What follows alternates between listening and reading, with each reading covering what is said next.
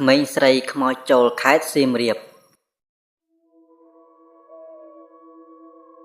រឿងរ៉ាវរបស់ក្មេងស្រីវ័យជំទង់ម្នាក់ដែលត្រូវខ្មោចគ្រូឪពុករបស់នាងចូលសន្ធិដ្ឋក្នុងខ្លួនឆ្កួតរហូតដល់ស្លាប់ដែលជារឿងរ៉ាវព្រឺព្រួចនៅក្នុងភូមិមួយក្នុងស្រុកបន្ទាយស្រីខេត្តសៀមរាបដែលលោកពូឌឿនជាអ្នករស់នៅក្នុងភូមិនោះហើយគាត់រៀបរាប់ឲ្យបានដឹងថា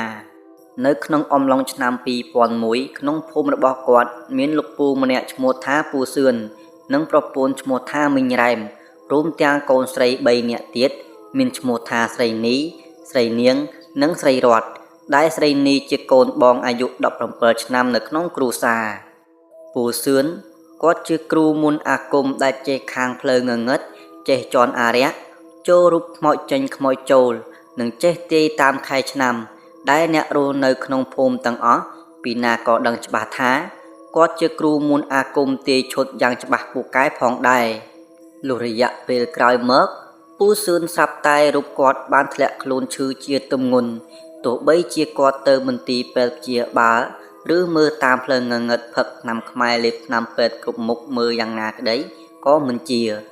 យូរប៉ុន្មានលោកពូសឿនក៏បានស្លាប់ដែលបានធ្វើឲ្យគ្រួសាររបស់គាត់មានទុក្ខយ៉ាងក្រៀមក្រំនិងបានបន្សល់ទុកអាសនៈ8ថ្នាក់នៅលើផ្ទះរបស់គាត់បន្ទាប់ពីលោកពូសឿនបានស្លាប់មួយសប្តាហ៍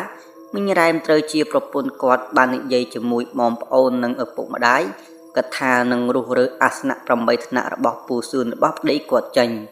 ប៉ុន្តែអាសនៈមិនទាន់គិតនឹងបានរុះរើផងលុះដល់ពេលយប់កូនស្រីរបស់គាត់ស្រីនីដែលជាកូនច្បងនៅក្នុងគ្រួសារបានសុបិនយ៉ាងចម្លែកហើយបានស្រែកយ៉ាងខ្លាំងពេញបន្ទប់របស់នាងរហូតភ្ញាក់ដល់ម្ដាយនិងបងប្អូនម្នីរត់មកបន្ទប់នាងគ្រប់គ្នាពេលមកដល់ម្ដាយនិងបងប្អូនស្រីនីបានឃើញស្រីនីរូបនាងភ័យស្លន់ស្លោបែកញើសសស្រាក់ត្រជាក់ពេញខ្លួនបន្ទាប់មកម្ដាយស្រីនីបានសួរនាំនាងពេលនោះស្រីនីនាងបានប្រាប់ថារូបនាងសុបិនអាក្រក់ដោយបានឃើញតាចាស់ម្នាក់សក់ស្កើនិងស្ត្រីវ័យកណ្ដាល2នាក់មកសុំរូបនាងនៅជាមួយហើយបានបញ្ជាក់ថាពួកគាត់ជាគ្រូបច្ចេករបស់ឪពុកហើយចង់ឲ្យរូបនាងស្នងតំណែងពីឪពុកប៉ុន្តែនាងបដិសេធមិនយល់ព្រមព្រោះអីនាងមិនចង់ដូចឪពុកដែលដំណំច្រើននឹងពេលគ្រូចូលរូបម្ដងសែនពិបាកម្ល៉េះហើយទើបនាងមិនយល់ព្រមប៉ុន្តែពេលនាងបដិសេធភ្លាមពេលនោះស្រាប់តែលោកតាម្នាក់នោះនិងស្ត្រី2នាក់ទៀតក៏ចាប់ផ្ដើមយំហូរទឹកភ្នែកសុទ្ធតែឈាមមិនយូរប៉ុន្មានតាចាស់ម្នាក់នោះនិងស្ត្រី2នាក់ក៏ចាប់ផ្ដើមបដូររូបរាងដោយតាចាស់បានក្លាយជាខ្មោចដូចបិសាចដែលមានសក់ស្កើសំពីងសំពងខ្លួនប្រែស្កើមកំប្រឹងរីឯស្ត្រី2នាក់នោះវិញបានក្លាយជាខ្មោចដែលមានសក់វែងអន្លាយធ្លាក់ដល់ដីក្រចកដៃវែងដោយកៅភ្នែកអ្នកទាំង3រុំឡើងខ្មៅក្រហមដោយទឹកមុខពោពេញខឹងសម្បាជាខ្លាំងហើយបាននិយាយមកកាន់នាងថាបើនាងមិនព្រមស្នងតំណែងពីឪពុកនាងនោះទេពួកគេទាំង3នាក់នឹងធ្វើឲ្យនាងស្លាប់ឲ្យបានស្រីនីឮដូច្នោះទើបបានធ្វើឲ្យនាងភ័យស្លន់ស្លោស្រែករហូតដល់ភ្ញាក់ពីដំណេកដូចនេះពេលស្រីនីនិយាយរៀបរាប់ប្រាប់ម្ដាយរបស់នាងហើយ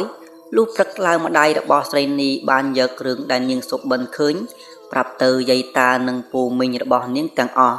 ពេលនោះយាយតារបស់នាងបាននិយាយថាគឺគ្រូបច្ចេកឬគ្រូម្ដាយដើមរបស់ឪពុកនាងចង់ឲ្យនាងស្នងតំណែងធ្វើជាគ្រូអរិយជន់រូបបន្តពីឪពុកនាងតែម្ដង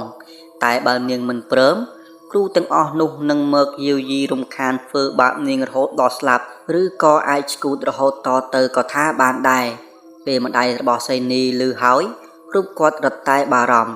នឹងបាននិយាយលួងលោមស្រីនីឲ្យទទួលយកនៃការស្នងអរិយគ្រូចូលរូបរបស់ពីឪពុកប៉ុន្តែនាងក៏នៅតែមិនយល់ព្រមនោះឡើយហើយតាំងពីពេលនោះមកស្រីនីរូបនាងក៏ចាប់ផ្ដើមមើលស្រែកស្លន់ស្លោស្ទើរជារៀងរាល់យប់មិនតែប៉ុណ្ណោះរូបនាងក៏ចាប់ផ្ដើមរវើយរវាយសើចតែម្នាក់ឯងតិចម្ដងម្កាលដូចមនុស្សឆ្កួតពេលនោះម្ដាយស្រីនីឃើញដូច្នោះរូបគាត់រត់តែបារម្ភដល់នាងបន្ទាប់មករូបគាត់បាននាំស្រីនីទៅជួបគ្រូដែលចេះមន្តគាថាដើម្បីស្រោចទឹកនិងធ្វើចំណងខ្សែកថាឲ្យនាង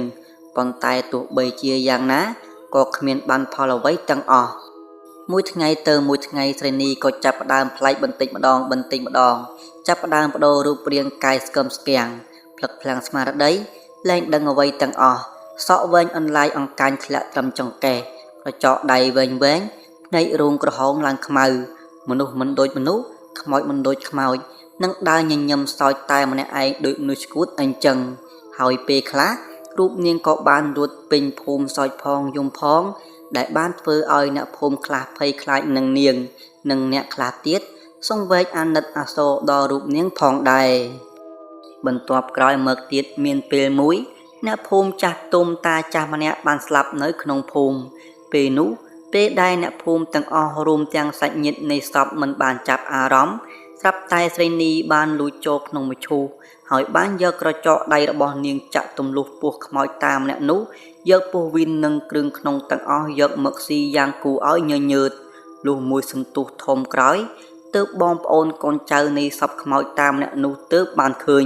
ហើយបានស្រែកឆោឡោទាំងភ័យខ្លាចដែលបានធ្វើឲ្យអ្នកភូមិនិងអាចារ្យម្នាក់នៅក្នុងរោងបុណ្យទាំងអស់ឃើញទស្សនភាពនោះហើយម្នាក់តក់ស្លុតរន្ធត់និងខ្ពើមរអើមជាខ្លាំងបន្ទាប់មកបងប្អូនកូនចៅដែលជាប់សាច់ញាតិនៃខ្មោចរួមទាំងអាចារ្យនិងអ្នកផ្សេងទៀតបាននាំគ្នាស្រែកដេញចាប់នាងរីឯស្រីនីឃើញដូច្នោះភ្លាមនោះរូបនាងបានរួចចេញពីក្នុងរោងបន្សពត្រឡប់ទៅផ្ទះវិញដោយទឹកមុខសោកញញឹមក្អាកក្អាយយ៉ាងរីករាយជាទីបំផុតពេលស្រីនីរួចទៅដល់ក្រោមផ្ទះមីងរ៉ែមបានចុះពីលើផ្ទះមកមើលកូនស្រីរបស់គាត់ដោយបានឃើញដៃជើងខ្លួនប្រាណនិងមាត់របស់នាងប្រឡាក់សុទ្ធតែឈាមរំពេចនោះអ្នកភូមិនិងសាច់ញាតិសពខ្មោចរួមទាំងអាចារ្យក៏បានមកដល់ផ្ទះមីងរ៉ែមដូចគ្នាហើយបានរៀបរាប់អំពីកូនស្រីរបស់គាត់នៅទស្សនភាពនៅក្នុងរោងបុណ្យឲ្យមីងរ៉ែមស្ដាប់ពេលមីងរ៉ែមស្ដាប់អ្នករាល់គ្នានិយាយរៀបរាប់ចប់ហើយរូបគាត់តក់ស្លុតហាក់បីដូចជាមិនចង់ជឿនឹងបានសម្លឹងមើលទៅស្រីនីសាជាថ្មីភ្លាមប៉ុន្តែភ្លាមនោះស្រាប់តែស្រីនីបានប្រែទុកមុខជាកោងកាចនិងបានស្រែកយ៉ាងខ្លាំងបន្ទាប់មករូបនាងក៏បានរត់ទៅសំដៅទៅដើមខ្វិតមួយដើមធំយ៉ាងខ្ពស់នៅខាងក្រោយផ្ទះរបស់នាងយ៉ាងលឿនអ្នកភូមិទាំងអស់រួមទាំងម្ដាយអ៊ំពូមីងយាយតាស្រីនីឃើញដូច្នោះពួកគាត់ទាំងអស់គ្នាក៏មនីរត់ដេញតាមពីក្រោយនាងផងដែរ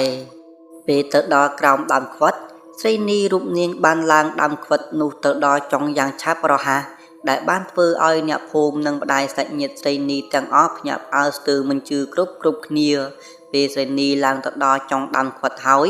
រូបនាងបានសោយយ៉ាងខ្លាំងលឺខ្ទើខ្ទាពេញទីនោះដែលហាក់បីដូចជាមិនមែនសំឡេងរបស់នាងសោយនោះឡើយបន្ទាប់មកស្រីនីរូបនាងបានលោតពីចុងដើមខ្វិតមកដល់ដីប្រកាច់ហូរឈាមស្លាប់នៅក្នុងពេលនោះតែម្ដងដែលបានធ្វើឲ្យម្ដាយស្រីនីតាយាយពូមីងអ៊ំបងប្អូនរបស់នាងទាំងអស់យំសោកអាឡោះអាល័យអាណិតដល់រូបនាងជាពន់ពេកលុះព្រឹកឡើងមីងរ៉ែមបានធ្វើបុណ្យឲ្យស្រីនីកូនស្រីរបស់គាត់តាមប្រពៃណីយ៉ាងក្រៀមក្រំជាទីបំផុតរីឯអាសនៈ8ថ្នាក់របស់ប្តីគាត់វិញរូបគាត់បាននិមន្តព្រះសង្ឃនិងនាំអាចារ្យធ្វើពិធីឧបកិច្ចរួរើអាសនៈនោះបោះចោលអស់គ្មានសល់ហើយតាំងពីពេលនោះមករឿងនេះបានក្លាយជារឿងដិតតាមក្នុងចិត្តរបស់ពូឌឿនរហូតមកដល់សព្វថ្ងៃនេះ